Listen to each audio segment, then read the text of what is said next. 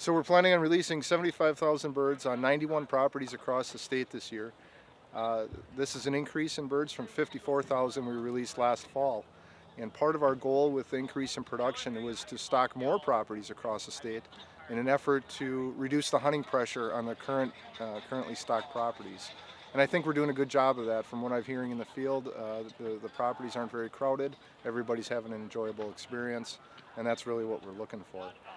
So behind me you'll see pheasants in our flight pens here at Poinette. We have 108 flight pens on the farm.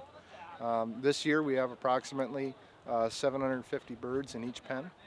And what we're doing this morning is catching and crating these birds for release. We release on most properties twice a week for the first 3 weeks of the pheasant hunting season. And we will, on a given morning, we'll catch anywhere from 2,000 to 3,000 birds each morning with a big crew of people here. The birds are then taken from trucks in Poinette and delivered to predetermined locations where we meet our field staff that eventually release them in the field. So it's quite an operation. We get going in the dark here, and all in an effort to get those birds out there for our pheasant hunters here in Wisconsin. I'm getting ready to go in the catch pen, which is they put all of the birds in there. Just a few people go in with nets and net them up and hand them off to people who put them in the crate. So I'm protecting my face from the pheasants. Okay. And you are who? Brianna. Brianna. Okay. Yep. You love doing this? I do love it. It's fun. It's not dull, that's for sure.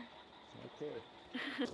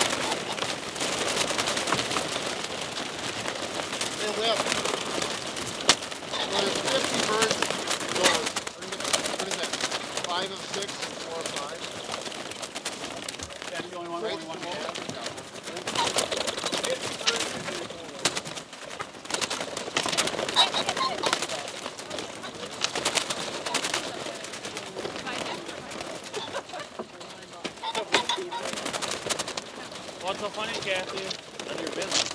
Well, you know, one of the biggest things, obviously, for pheasant hunters is a nice, healthy bird in appearance, but also a tail, and that's signature of the pheasant. So we do everything we can here to produce high-quality birds with good tail feathers.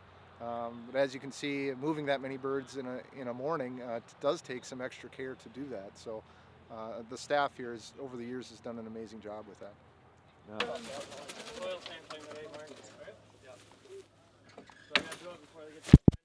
These birds are all what, raised in the hatchery? Yep, Here? they're all hatched here. Yep, we actually have our own breeder flock, Okay. and Mark's in charge. Well, Pat, wherever Pat is in charge of the outdoor flock, and then once the eggs come in, Mark's in charge of the hatchery. Pat fixed them, I hatch them. Yeah. And these guys raise them. And they come up on the hill, and we take care of them on the hill. Now, these birds, every year you just keep using the same No. genetics? Or how do I Well, want to say that? You know? yeah. I'll let you. Hey. I can't count and talk. You know.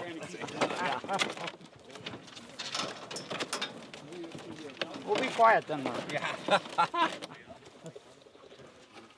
In other words, how many years do you use the same breed stock is what I'm getting at. Well, yeah, one. Okay. So every year we do a new breeder selection. And how many do we take? Isn't it about 7,000? Yeah. Something like that? About 7,000 new breeders, or thereabouts every year. My name is Patrick Robb. I'm the breeder flock technician here at the Wisconsin State Game Farm. I've worked here for about 5 years now. I've been on full time for about 2 years. Every year we select new breeders here at the farm. This year we have approximately 7,900 hens and about 750 roosters. We select them in October every year. We go through and we keep roosters that are between 3 and 3.5 pounds, and we keep hens that are between 2 and 2.5 pounds. So we'll go through, we'll select individual birds, we'll look for characteristics such as crooked beaks or lack of spurs or too many spurs, proper plumage, a nice healthy looking bird. We'll vaccinate them for avian cholera, and then we'll put them in the pens. And we have an indoor and an outdoor breeder flock.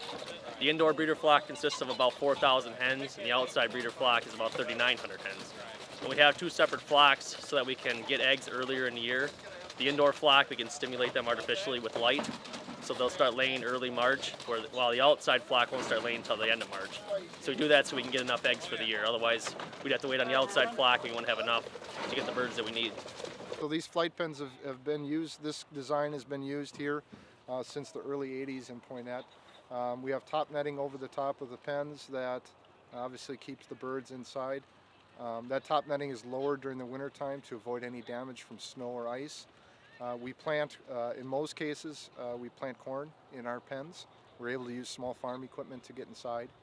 And the corn serves two purposes. Obviously, it provides cover for the birds from the elements and from predators. But at this time of year, approximately 3 to 4 weeks before we're going to start shipping birds, we mow the corn down, and it provides a food resource for the birds as well. So it saves us on our feed budget that way. So these birds can't. Here I thought I'd be ahead of the game. Well, I was, sort of. Okay, real quick. Why are these going into these cardboard boxes rather than wood boxes? So birds that are going into these boxes are for learn to hunt programs. Okay. And the game farm provides 2 roosters per student at no charge to cooperators that are coordinating a learn to hunt pheasant event. So we catch them here, put them in the boxes, and event coordinators come here and pick them up. How many birds today are going out for that? There's going to be 50 birds in these boxes. Okay. We'll provide, in a given year, we'll probably provide anywhere from 1,000 to 200, 1,000 to 1,200 birds per year to learn to hunt events all across the state.